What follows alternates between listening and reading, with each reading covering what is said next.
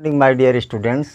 Today I will discuss dear BSc Part 1 maths paper first में algebra में cyclic group का है my dear part second. अब second part में आप पहले पार्ट में फर्स्ट पार्ट में जो है एग्जाम्पल डिफिनीशन वगैरह पढ़ी। अब यहाँ पे हम पढ़ते हैं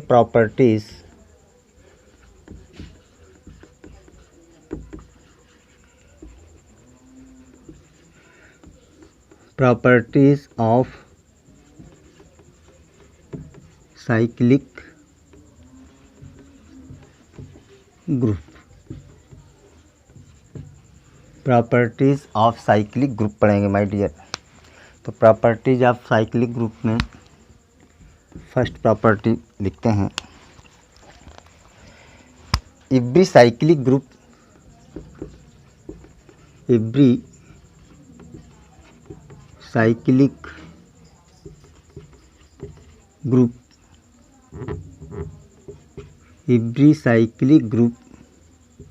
इज अवेलियन, यानी जो भी साइक्लिक ग्रुप होंगे वो अवेलियन होंगे, बट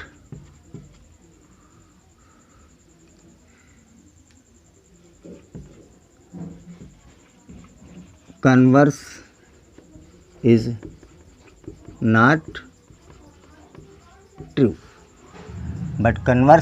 माने अब यहाँ पे समझिए, एवरी यानी जो साइक्लिक ग्रुप होगा वो अवेलियन होगा, परंतु जो अवेलियन होगा वो साइक्लिक होगा, ऐसा सत्य नहीं है। ऐसा सत्य नहीं है माय डियर। इसका मतलब देखिए एग्जाम्पल,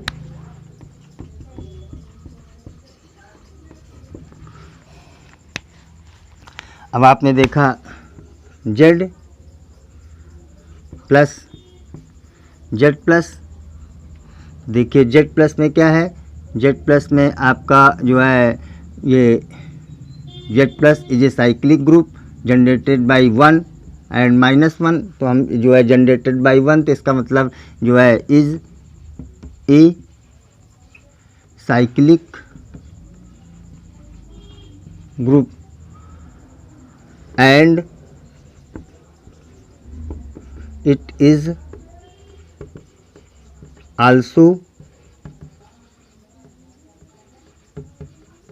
अवेलियन। आपको पता है कि जी आपका जो है कम्यूटेटिव ग्रुप यानी अवेलियन ग्रुप है। तो जी आपका देखा है एवरी साइक्लिक, तो यानी साइक्लिक ग्रुप था, अवेलियन हो गया माय डियर। साइक्लिक ग्रुप था तो क्या हो गया, अवेलियन हो गया। अब देखिएगा ये कह रहा है कि जो है आपके पास, अब इसका कन्वर्ज लेते हैं B4 यानी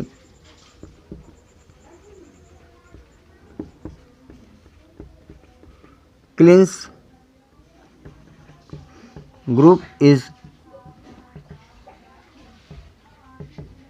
अवेलियन। ये अवेलियन है आपका, बट नॉट साइक्लिक। ये साइक्लिक नहीं है, क्योंकि B4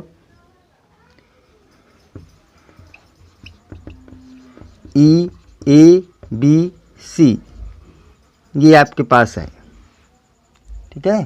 तो इसका मतलब है कि इसमें कोई भी ऐसा एलिमेंट नहीं है, क्लिंस ग्रुप जो है ये, इसमें कोई भी ऐसा एलिमेंट नहीं है कि पावर लगाते जाएं और आपको वो अगला एलिमेंट मिलता जाए। तो ऐसा कोई भी एलिमेंट आपको नहीं मिल रहा है, इसका मतलब it is not a cyclic group. तो आपका कह रहा है every cyclic group abelian but converge is not true, लेकिन कन्वर्ज नहीं सही है। इसका मतलब देखिए साइक्लिक था, अवेलियन है, ये अवेलियन है परंतु साइक्लिक नहीं है। इस तरह से आपका ये प्रॉपर्टीज फर्स्ट हो गई।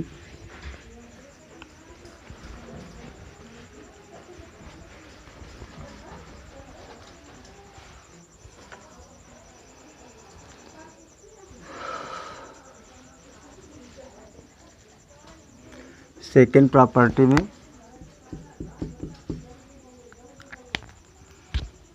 if A is a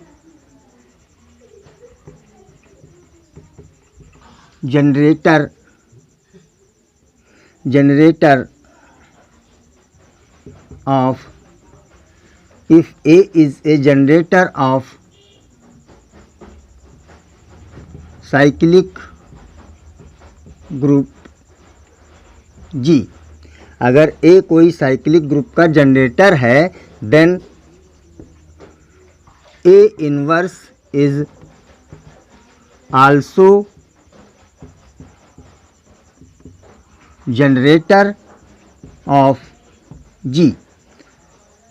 ये आपको एक समझ आ गया होगा कि अगर A जनरेटर है तो उसका A इनवर्स भी जनरेटर होगा। एग्जाम्पल देखते हैं यहाँ पे।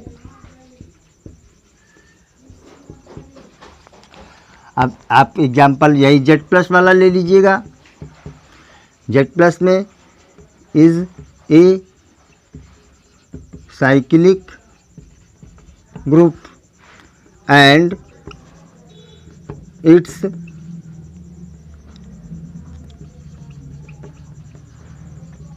जनरेटर इज 1 जनरेटर है इसका।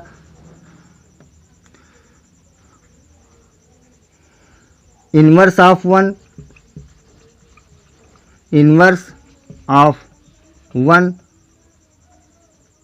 Is equal to -1, that is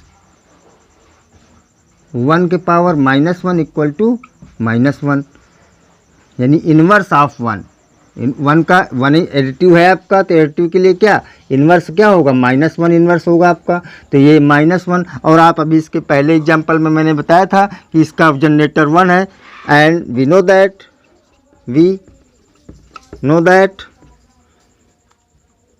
-1 is also generator of Z+। इसका ये -1 भी जनरेटर है। तो वही कह रहा है, अगर कोई एक आपको जनरेटर मिल गया, उसका ढूंढ लो आप इन्वर्स, इसका मतलब वो भी जनरेटर उसका होगा।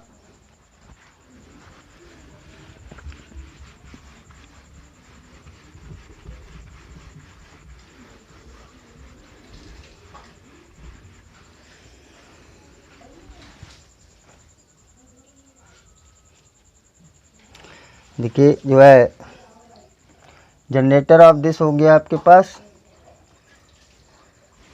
अब ये देखते हैं थर्ड रिजल्ट में।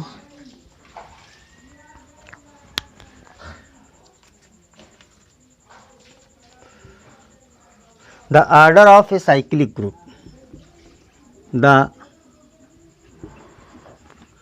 Order of A cyclic group, the order of a cyclic group is the same as the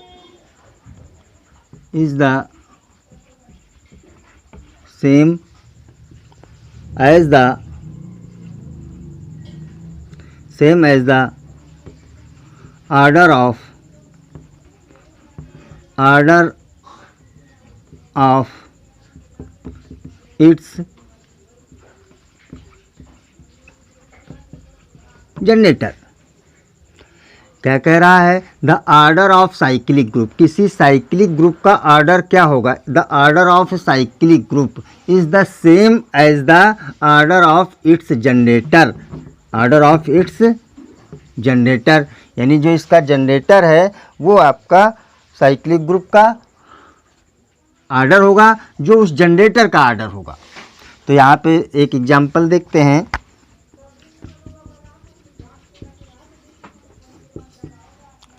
देखिए आप एक एग्जांपल स्टैंडर्ड लेते हैं, G इक्वल टू 1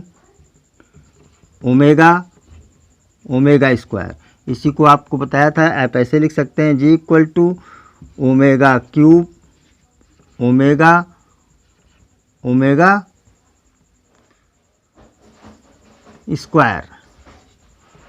इसी को आप ऐसे भी लिख सकते हैं, omega square omega cube.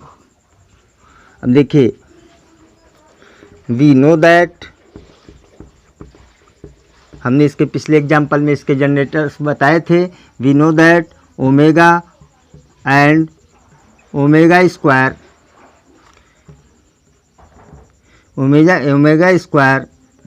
is generator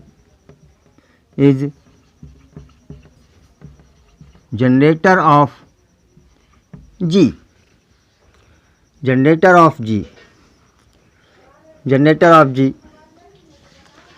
and order of G is equal to 3। क्योंकि इसमें 3 एलिमेंट हैं तो order of G equal to 3। अब हम देखते हैं कि इसके एलिमेंट जनरेटर का ऑर्डर क्या है, इस एलिमेंट का ऑर्डर क्या है। तो आप जानते हैं ऑर्डर मीन्स आपका यानी आइडेंटिटी एलिमेंट मिलना चाहिए। तो आप ओमेगा करेंगे 1 मिलेगा, ओमेगा ही मिल जाएगा आपको। फिर ओमेगा स्क्वायर करेंगे तो ओमेगा स्क्वायर मिल जाएगा आपको। फिर ओमेगा की पावर 3 करेंगे तो ये 1 मिल जाएगा। आइडेंटिटी मिल गई आपको। आइडेंटिटी इसकी क्या है, 1 है। तो ओमेगा क्यूब इक्वल टू 1 मिला। तो देखिए अब जनरेटर इसका ओमेगा है और ओमेगा की पावर 3 लगाया तो 1 मिला, आइडेंटिटी मिल गई। तो इसका देखिए कि ये तो कह रहा है इसका मतलब the order of cyclic group, यानी जो साइक्लिक ग्रुप का ऑर्डर है वो उसके जनरेटर का ऑर्डर होता है, जनरेटर का ऑर्डर होता है। तो जनरेटर यहाँ पे क्या था, ओमेगा था। इस ओमेगा का जनरेटर ओमेगा के पावर 3 इक्वल टू 1 आने आइडेंटिटी आ गई इसका मतलब। तो ऑर्डर ऑफ यानी order of that is order of omega equal to 3 है। Order of omega equal to 3 है माय डियर। यहाँ पर देखिए order of G equal to 3 है, सेम है माय डियर। अब यहाँ पे सेकंड कंडीशन देखते हैं।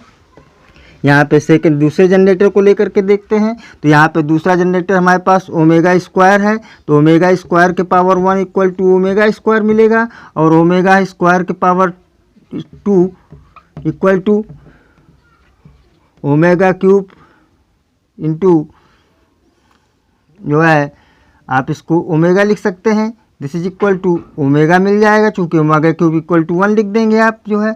तो ये अभी देखिए इस पे ओमेगा स्क्वायर पे रखने पे आपको ओमेगा मिला। तो अब यहाँ पे ओमेगा स्क्वायर पे रखने पे ओमेगा स्क्वायर मिला, फिर ओमेगा मिला। अभी आइडेंटिटी हमको मिली नहीं, यानी 1 नहीं मिला। तो इसका मतलब ऑर्डर ऑफ ही मिला नहीं हमको। तो अब यहाँ पे ओमेगा स्क्वायर के पावर 3 करिए माय डियर। तो इसको लिखेंगे omega cube to the power of 3 लिख देंगे। This is equal to 1 to the power of 2 equal to 1 मिल जाएगा आपका। तो इसका मतलब आप देखिए इसका order that is order of omega square is equal to 3 है माय डियर। देखिए सेम हो गया, order of G equal to 3, order of omega equal to 3। तो ये आपका ऑर्डर भी सेम हो गया माय डियर। इसका मतलब क्या हुआ कि जो है जो एलिमेंट का ऑर्डर होता है, जनरेटर का ऑर्डर होता है, वही उसके ग्रुप का ऑर्डर होता है माय डियर। ये आपको समझ आया।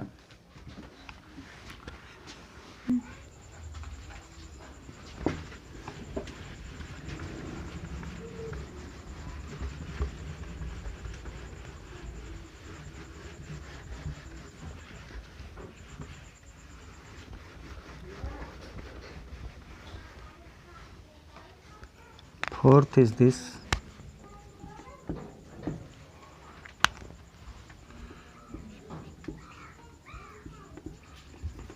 every subgroup of a cyclic group, every subgroup of a cyclic group, every subgroup of a cyclic group is cyclic. Every subgroup of a cyclic group is a cyclic। यानी अगर कोई सब cyclic group है उसका सब group निकालोगे तो वो भी साइक्लिक निकलेगा। एग्जाम्पल, बहुत ही स्टैंडर्ड एग्जाम्पल आपके पास जो है ये आप देखते हैं। Z plus is a cyclic group. Z plus is a cyclic group and its subgroup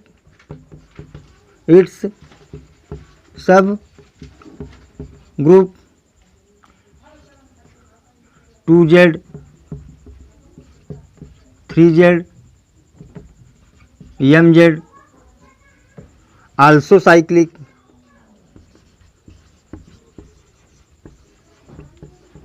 क्योंकि इनके जो आइडेंटिटी है और आइडेंटिटी का इन्वर्स है, इसका जनरेटर है तो इसमें भी आइडेंटिटी होगी हर एक में और आइडेंटिटी का इन्वर्स होगा। तो इसका मतलब है ये आल्सो सब जो है साइक्लिक होंगे। तो ये एवरी सब ग्रुप ऑफ साइक्लिक ग्रुप इस साइक्लिक। अब जो है आपका ऐसा भी हो सकता है कि जो है आपका ग्रुप साइक्लिक ना हो, नॉन साइक्लिक ग्रुप में है, यानी नॉन साइक्लिक ग्रुप। अब यहाँ पे नॉन साइक्लिक ग्रुप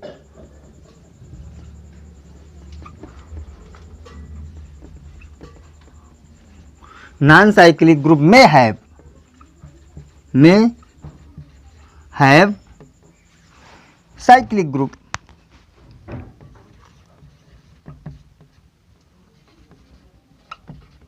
में हैव साइक्लिक ग्रुप। क्यों कि अब वो साइक्लिक तो साइक्लिक होगा ही होगा, लेकिन नॉन साइक्लिक है तो उसके साइक्लिक हो सकते हैं, सब ग्रुप साइक्लिक हो सकते हैं, ऐसा कंपलसरी नहीं है। इसका मतलब जैसे एग्जांपल के लिए B4 equal to E A B C। अभी देखिए नॉन साइक्लिक ग्रुप है, कैसा ग्रुप है, non cyclic group, but E A E B E C ये सभी कैसे हैं,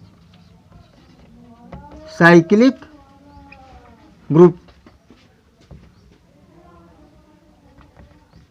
ये सभी साइक्लिक ग्रुप है आपके, ये सभी क्या हैं, साइक्लिक ग्रुप है। तो ये सब कैसे हैं आपके, ये नॉन साइक्लिक है और ये आपके साइक्लिक हैं। तो इस तरह से आप जो है ऐसे कह सकते हैं कि जो है ये आपका साइक्लिक नॉन साइक्लिक ग्रुप में है cyclic group.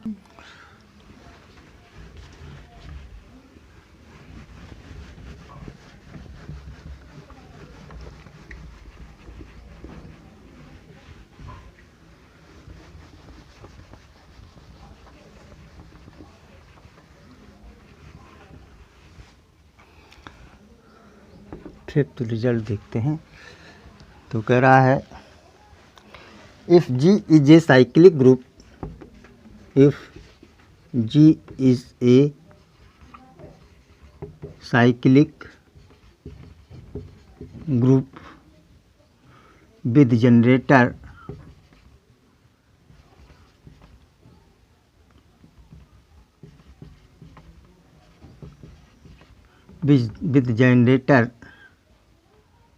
A with generator A of order n, A of order n, यानी जो जनरेटर है उसके एलिमेंट का ऑर्डर n है। फिर से देखिएगा, if G is a cyclic group, G एक साइक्लिक ग्रुप है, वो उसका कोई जनरेटर होगा और उस जनरेटर का जो एलिमेंट है उसका जनरेटर है वो जो है उसका ऑर्डर n है, of order n। Then a raise to p, then a raise to p यानी इसी के पावर p, यानी n तो जनरेटर ऑर्डर हो जाएगा, a raise to p is also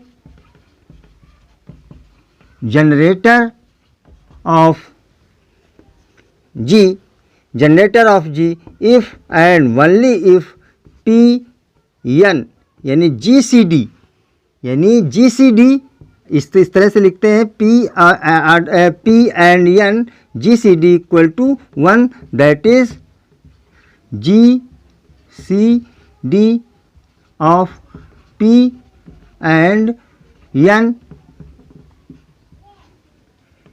is 1। अगर कोई जनरेटर है, अगर कोई जनरेटर है, उस जनरेटर का ऑर्डर आपका n है, तो उसके साथ जितने भी P आपके जो है जिनका भी P आपका GCD 1 होगा वो उसमें लेकिन उसमें एलिमेंट होना चाहिए तब तो होगा आपका जो है। तो इस तरह से order of this equal to this, ये आप क्वेश्चन समझ में आ गया होगा। अब एक एग्जाम्पल देखते हैं।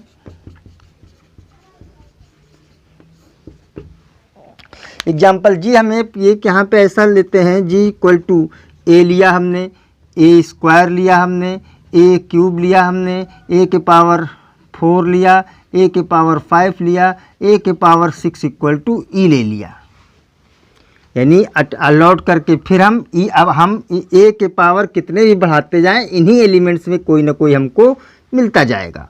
चाहे जितना पावर बढ़ाते जाइएगा ए के पावर में, आपको इन्हीं में से कोई ना कोई एलिमेंट आपको मिलता जाएगा। तो देखिए जो है इसका a⁻⁶ इक्वल टू दिस, तो है इसका ये g equal to generated by A, G is generated by A के द्वारा ये जनरेट होता है, G is generated by A and, अब इससे देखिए यानी order of A equal to 6 दिया है, order of A equal to कितना दिया है, 6 दिया है, चूंकि a⁻⁶ इक्वल टू ई आ गया है, तो order of A equal to 6 दिया है। अब 6 के साथ आपका GCD कितना है, यानी किसका, यानी अगर मान लीजिए 2 और 6 का, 1 और 6 का GCD लेंगे तो वह 6 मिल जाएगा, 1 से कोई मतलब ही नहीं होता, 1 से बड़ा नंबर, तो 2 लेंगे तो इसका जो है क्या मिल जाएगा, 2 मिल जाएगा GCD, 1 मिलना चाहिए हमको।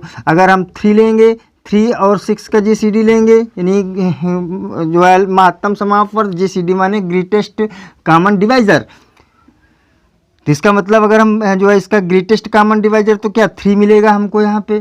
फिर अगर हम 4 और 6 का लेंगे तो भी हमको 2 मिल जाएगा यहाँ पे। फिर अगर हम 5 और 6 का लेंगे, इसका हमको 1 मिलेगा, इसका हमको 1 मिलेगा। अब कह दो हम इसमें जो है 7 और 6 ले लेंगे तो भी इसका 1 मिलेगा, लेकिन a⁻⁶ से ज़्यादा एलिमेंट है ही नहीं है, इसका मतलब हम ये 7 नहीं ले सकते हैं, केवल इससे लेस देन 6 ही ले सकते हैं, लेस देन ऑर्डर के एलिमेंट से ले सकते हैं।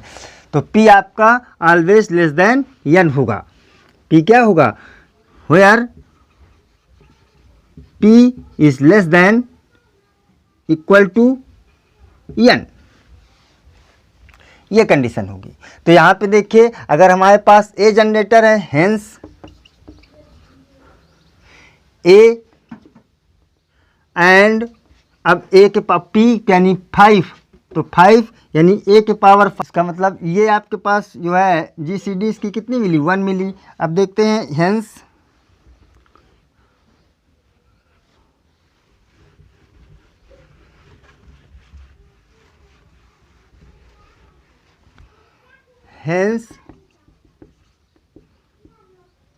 अब a⁻P यानी a एंड a⁻5, चूँकि P बराबर 5 मिल गया, a⁻5 is a generator of G। अब देखिए 5 ले लीजिएगा तो 5 का जनरेटर लेंगे तो 5 के पावर 1 लगाएंगे, तो 5 के पावर 1 लगाएंगे तो 1 में a⁻5 हमको यही एलिमेंट मिल जाएगा। फिर a⁻ जो है 5 के पावर 2 लगाएंगे,